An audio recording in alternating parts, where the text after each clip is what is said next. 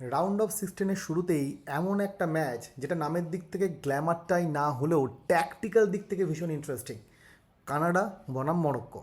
একদিকে co-host Canada, যাদের টুর্নামেন্টটা এখন ইমোশন প্লাস মোমেন্টাম দুটোর মিশ্রণ।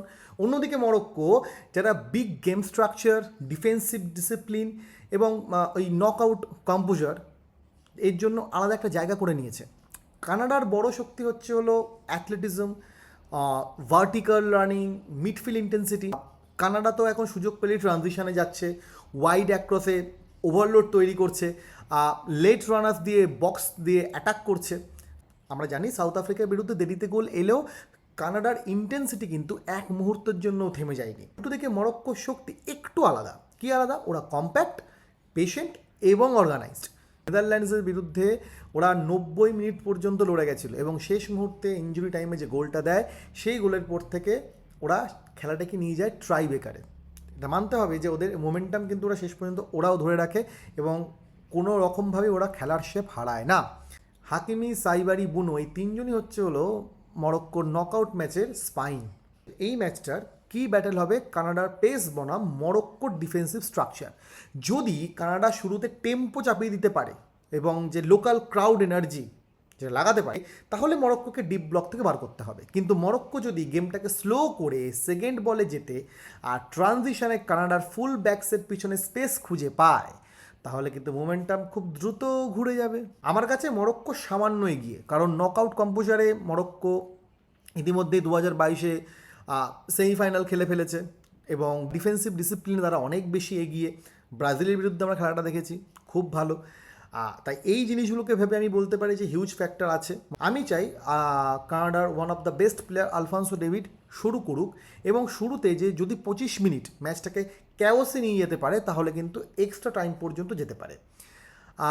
আমার কাছে যে প্লেয়ারগুলোকে আমি দেখতে চাই বা প্লেয়ার্স টু ওয়াচ, এই যদি এই সেগমেন্টটাকে ধরি, তা কোন কোন প্লেয়ারগুলোকে আমি দেখতে চাইবো? এক হচ্ছে হলো জনাথন ডেভিড, কানাডার সব থেকে clinical finisher. Morocco deep block দিলে হাফ চান্স থেকেও গোল বের করে আনা দায়িত্ব ওর। রয়েছে মিডফিল্ডার স্টিফেন এস্টাকিও, কানাডার tempo controller, build up, range passing, second ball recovery, সব জায়গার একটা ইম্প্যাক্ট আছে। এবং অবশ্যই defender Alphonso David, technical defender, wing back profile, কিন্তু ম্যাচের গেম চেঞ্জার হতে পারে। যদি শুরু করে তাহলে লেফট সাইড পুরো ম্যাচের ব্যালেন্স বদলে দিতে পারে। মরক্কোর দিক থেকে আমার নজর থাকবে অবশ্যই ইসমাইল সাইবারি। ও গ্রুপ পর্ব থেকে শুরু করে রাউন্ড অফ 32 পর্যন্ত যে খেলাটি দেখিয়েছে সেটি সত্যি অসামান্য, মানে সেলুট। নেদারল্যান্ডসের ম্যাচে একটি বিগ মোমেন্টাম প্লেয়ার ছিল, বক্সে লেট অ্যারাইভাল করে, টাইট স্পেসে কাজ করতে পারে, দুর্দান্ত একটা প্লেয়ার। অবশ্যই আমাদের ডিফেন্ডার হাকিমি শুধু ডিফেন্ড করে না, out ball, with recovery speed, counter attack, সব মিলিয়ে মরক্কো একটা কম্প্যাক্ট ইম্পর্টেন্ট প্লেয়ার। এবং গোলকিপার গুরুদেব বাবা ইয়াসিন বুনো, ওরে বাবা রে বাবা, দুর্দান্ত একটা প্লেয়ার। ও একটা ম্যাজিশিয়ান গোলে। মানে আমরা 2022-এও দেখেছি স্পেনের ক্ষেত্রে কি, মানে ও মানে দিবুর, মানে আমাদের আর্জেন্টিনার দিবুর পরে আর কোনো একটি প্লেয়ার যাকে আমি দেখে প্রচণ্ডভাবে ইনফ্লুয়েন্স হয়েছি গোলের মধ্যে, সে হচ্ছে ইয়াসিন বুনো। ও পেনাল্টি শুট আউটে অন্য একটা জায়গা ধারণ করে। আমার মনে হয় কানাডার পসিবল ট্যাকটিক হবে 4-4-2 বা 4-2-3-1, এটা হতে পারে। যদি যদি আলফান্সো ডেভিড পুরোপুরি ফিট না হয়, তাহলে লেফট ব্যাক বা ওই জায়গাটার সরে গিয়ে লায়রা শুরু করতে পারে সাইডে। মরক্কোর ক্ষেত্রে আমার মনে হয় 4-3-3 বা 4-1-4-1 যেতে পারে এবং টিম মোটামুটি একই থাকবে, খুব একটা চেঞ্জেস আমার মনে হচ্ছে হবে না। কিন্তু আমার মনে হচ্ছে আলফান্সো ডেভিড এবার শুরু করা উচিত। যদি পুরোপুরি ফিট থাকে, আমরা দেখেছি আগের ম্যাচে, তাহলে কিন্তু আলফান্সো ডেভিডের শুরু করা উচিত মরক্কোর বিরুদ্ধে, কারণ আলফান্সো ডেভিড কিন্তু একজন impact player, compact player. Morocco নেদারল্যান্ডসের বিরুদ্ধে 120 মিনিট খেলেছে, একটু ফ্যাটিক থাকতে পারে ম্যানেজমেন্টের ক্ষেত্রে। তাই জন্য হাকামি আর আম্বাদ দুজনকে দিয়ে হাই ওয়ার্কলোড ক্যারি করতে হবে, এটা মাথায় রাখতে হবে। ফুল থ্রোটাল অ্যাটাকিং মরক্কো হয়তো শুরুতে নাও দেখা দিতে পারে।